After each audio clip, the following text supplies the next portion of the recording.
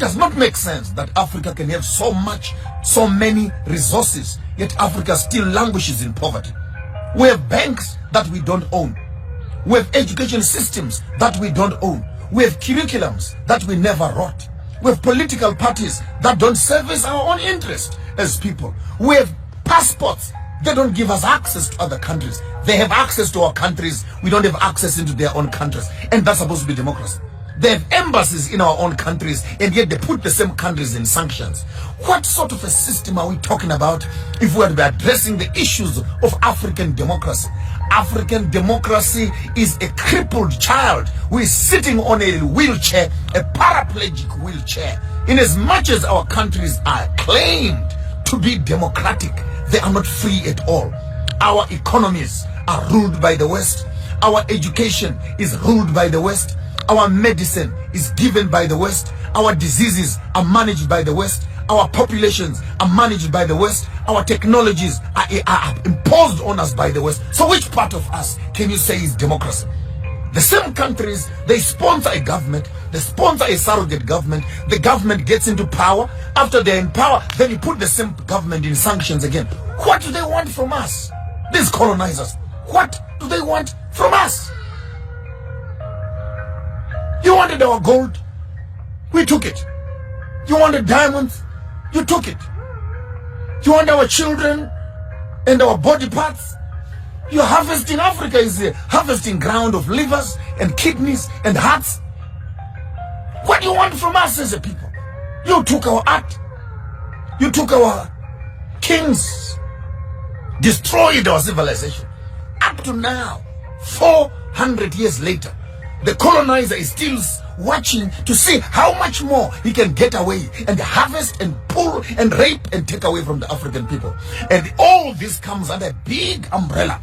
Africa is going to become a democratic state. But in the midst of democracy, what democracy has been able to do more than anything else, it is to solidify the borders of segregation between nations. The border between Zimbabwe and South Africa, put more fences, put more dogs. The border between Zimbabwe and Mozambique, put more fences, put more dogs. The border between Zimbabwe and Zambia, put more fences, put more dogs. Botswana and Zambia, put more fence, put more dogs. And all these African countries walk around each other in funny little ties, flying around the countries, sitting around United Nations, Africa Union, and we are discussing issues of democracy. The first idea when Africa wants to discuss democracy is how do we restore the African dignity by destroying the borders that separate the African children.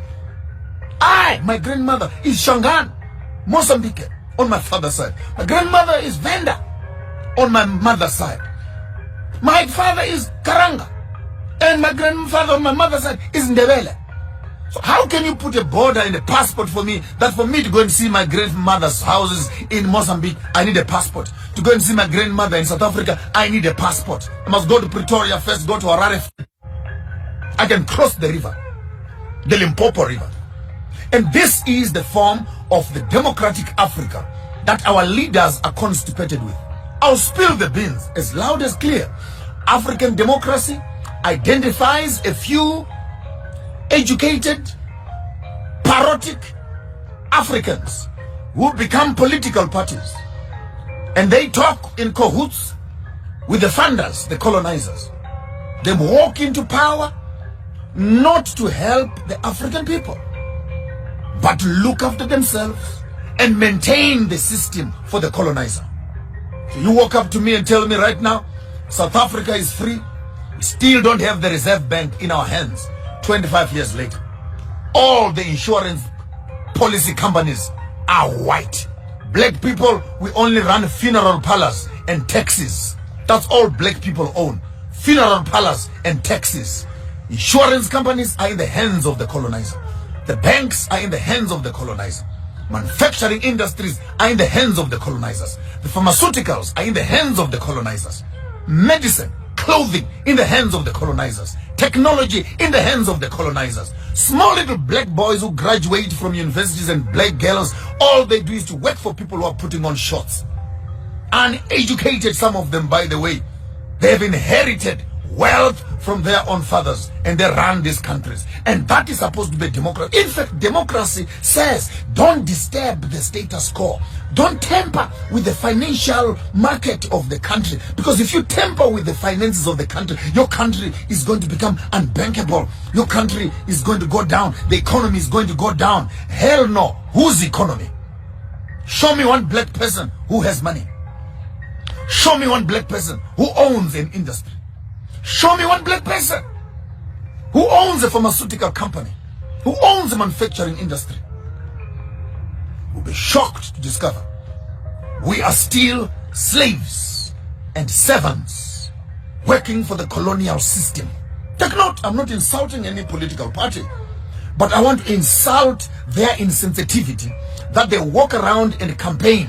I'm saying this from Nigeria to Uganda, to Kenya, to Ghana, to Zimbabwe, to South Africa, to Botswana, anywhere in Africa. Tell me one political leader who has made an intentional business of improving and establishing factories for his own people. Sit around approving business budgets for what?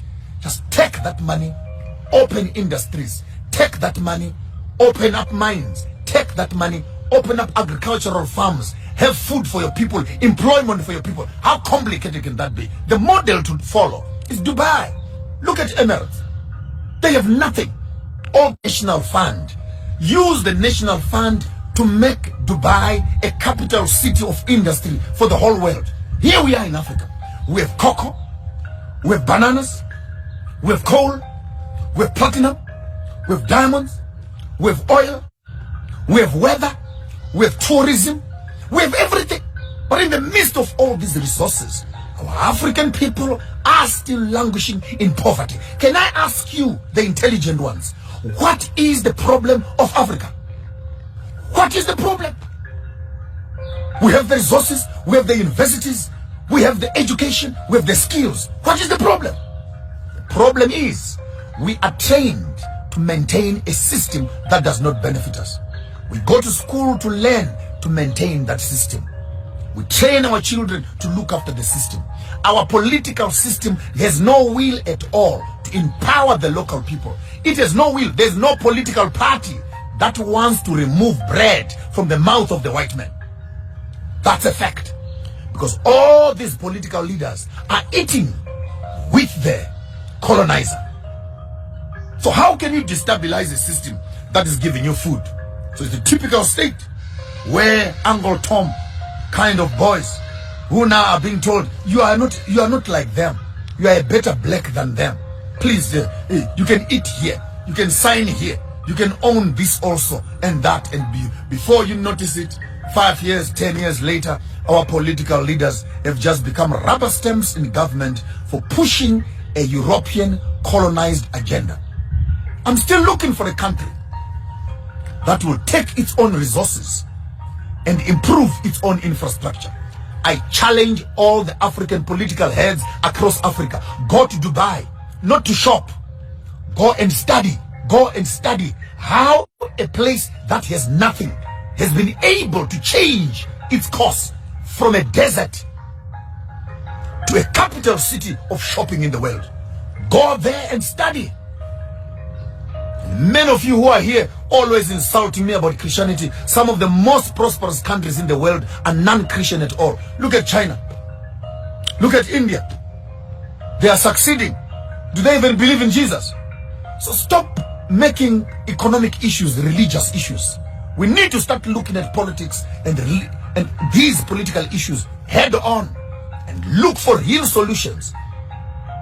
And many of us who are in the business of praying. For how long shall the African continue to pray? 500 years later, still praying, calling on the name of Jesus. What answers does he give us for land? What answers does he give us for poverty? What answers does he give us for sicknesses and disease? What answers does he give us for land? So stop being too obsessed with cliches of religion that lock you and paralyze African function. The African soul and conscience is trapped in the religion and the spirituality it has been given. under the Christian banner and Islam banner, whereby the African child has become twice a slave to the master who governs him and to the religion that manages his conscience. I want to say it publicly. The only reason we are still here, and the only reason the colonizer is still here, because the Bible says, thou shalt not kill. That's why they're still here. If we did not have the Bible that says, thou shalt not kill, tell me what we would have done with the colonizers up to this very day. I'm not lying. They come and lock me up and call this hate speech. We would have flushed them out and thrown them out in the Indian Ocean and sent them back where they came from. But because of religion and because of Christianity, and you white people, you better all of you become Christians. You better become Christians. It's embarrassing that now blacks have become more Christian than white people themselves. Because the only thing that is keeping you on Africa, living with people that you are oppressing, is the religion that you gave them. And I'm speaking on behalf of, I'm a minister of the gospel, fully trained. Our business is to manage the consciences of the community to make sure that they don't fight and revolt against the system. Yes, that's what we do.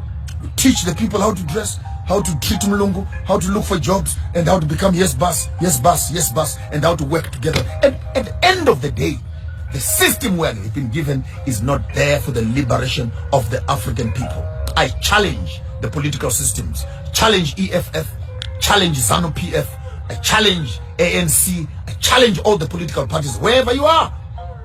When you win, when you lose, go to other countries and study and see how they have nationalized their resources so that those resources can benefit the local people. I can't believe Zimbabwe, my own country, has 87 rare minerals that are being looked and sought for in the whole world. And yet the country to date does not have its own currency. Does not have its own currency. What's your problem? The mines are in your hands. The taxes are in your hands. Can't you just take tax money and dig the damn diamonds, dig the damn platinum and sell it? Build roads and hospitals for the people? How complicated can that be? How complicated can that be? Can you please send this video to Elder Mnangagwa himself? How complicated can that be? No, there must be a board, a barrel, there must be a committee, there must be what? A board that will process things, and before the money even comes there, all the hungry political leaders are in the pot, harvesting and stealing the same money from the same coffers that's supposed to be helping the community. Where do we begin as African people? We're constantly running on hungry stomachs, and hungry stomachs don't make politics at all. And I want to say, as I said in the beginning, our problem in Africa, our problem is democracy. And democracy has no spirituality. Democracy has no God. Democracy has no ethics. Democracy has no morality. Democracy has no conscience. Democracy assists colonialism to survive more. Put a system that maintains the colonial system. If you want to fight with me, I can write a research paper on that, but that's a fact. That's a fact. You walk into power, you destabilize the system, they put you on sanctions, put your economies into quarantines and into chaos. There you are again begging and crawling on your feet, looking for the Western world to approve, give you loans and etc. How long will you, as my African people, how long will it take you to wake up from your sleep and slumber of eating the lollipops of Western civilization? And one of the most biggest poisons that we have eaten in Africa is the poison of democracy, which teaches us not to respect anything. I'm here to advocate for Ubuntu, Ubuntu nation. Every man must look after his own family. Put R1, $1 per day for every member of the family who is living with you. Start a savings plan. 52 million people in South Africa, 17 million people in Zimbabwe, 2.5 million people in Botswana, 2.3 people in Swaziland. If we can put all this R1 per day kind of money, we are able to create our own banking, our own financial system, which can challenge and collapse all the financial institutions that Africa is now incubating, which are colonial systems. I don't care who they are, from Ernst & Young, 2. Old Mutual, 2. Standard Bank, 2. FNB, 2. Nedbank. All these systems that are in the hands of the colonizer. We don't need these systems at all. If we can take the money that we work for and we keep it together. Now, because we are all in debt, let's start slowly. Let every member of the African Ubuntu nation create a doggy bag, a kitty. Have a small little savings plan in your house. 1 rand per day, 1 pula per day, 1 malangeni per day. Keep that money with you. We'll make a calling very soon. We'll put all those 1 rand per days into one big kitty. We can begin, even if the white people say they want us to buy the land. We can afford to buy the land for ourselves. 52 million rand a day or 47 million rand per day times 10. That's for 10 days times 100 days times 1 year. Those are trillions of dollars. We don't need a donation from anybody. With that money, we can build our own universities. We can build our own hospitals. We can build our own houses. We can look after ourselves. If we understand, we can make the resources work for us. Instead of taking 2,000, 3,000 rand per month to pay for a gym, to pay for health insurance, to pay for insurance, which we can't even afford. Why can't we take our own money, 1 rand per day, buy and build our own hospitals, which we can look after ourselves, which we can afford, competitive prices for our own people. I'm here to advocate for a new day for the African people. We're tired. I'm getting old, and I'm wondering how long will this go. Please start Googling, start reading about Ubuntu Nation. Ubuntu Nation, Ubuntu Nation, Ubuntu Nation, Ubuntu Nation is our only solution and our last stroke of hope as Africans. Let's take the money that we are working for at a minimal of each one of us who is working. Start putting that money together. Before the end of this year, we will open up an account which will be thoroughly transparent to the whole continent for everybody to see where your money is going. We'll start using this money for the development of the Ubuntu concept, then spread it over into all the countries, and we can begin to have our own savings plan. We can build our own infrastructures, and the issues of politics and governments, we can always deal with them a bit later on. I'm not interested in politics. This is not a political party. This is a nation building initiative. A nation building initiative. We are not talking politics. Time for politics is over. We have given political leaders from 1945, 1960, more than 68 years of democracy. But each democratic country has made its people poor and poor. And no one wants to admit that we cannot run this system. It's failing us. It's failing us. Politicians are saying too much, saying too much, saying too little, doing too little, speaking too much, doing very little. It's high time we take our economy into our own hands. And when we have our economy in our own hands, we can determine the politics of every country, determine the health of our people, determine the entertainment of our people, determine the fashion of our people, determine the industries of our people, determine the hospitals of our people, midwifery for our own children, education for our own children, land for the future generation, and preserve the things that we think they're important to us. Ubuntu Nation. Ubuntu Nation starts with you as an individual. Tonight, buy, organize a nice little bucket, a kitty in your own house. From the beginning of the year to date, put 1 rand, 1 rand, 1 rand, 1 rand, 1 rand, $1, $1, $1, 1 puller, 1 puller, 1 puller for all your children. Let's see how that kitty looks at the end of the 3-4 months, when 10, 15, 20 families can begin to put all those 1 rand per day initiative into one kitty. We can begin to talk about our families, we can begin to talk about our communities, then we can begin to talk about our nation, ultimately our continent as a whole. I'm here to advocate the initiatives of Ubuntu. Ubuntu, Ubuntu Nation is our passport out of poverty. You accept this, Africa will go forward. You refuse this, go back into slavery for another 2, 3, 500 years, until you wake up to discover the solutions of the future are buried in the processes of the past. There's nothing more I can do for you. You can tell them, they can come and pick me up here, they can come and kill me. I've said what was in my heart. Africa needs a solution. The solution is not going to come from donor money. The solution will come when Africa begins to make its own savings plan and build for itself its own infrastructure to protect and secure the future that we're looking for. Until we meet again tomorrow here on your afternoon drive with Maponga J. Ubuntu Nation. Ubuntu Nation. That's what we are all about. Take this video and share with everybody else on the continent. It's high time we restore the broken walls of our own kingdoms. I'm here to advocate and announce the break of a new day for the African people. Tell your politicians they must start packing their bags and going where they are being paid for they have not benefited my people at all. Until we meet again tomorrow, same time, on your afternoon drive, cut and paste. This is your material. I don't have power over it. Cut and paste. Share on all platforms. Let the message of Ubuntu ring on every continent around Africa. Let the black child know we have a home, and that home is in Africa. The home of the African is Africa. The home of the Africans is in Africa.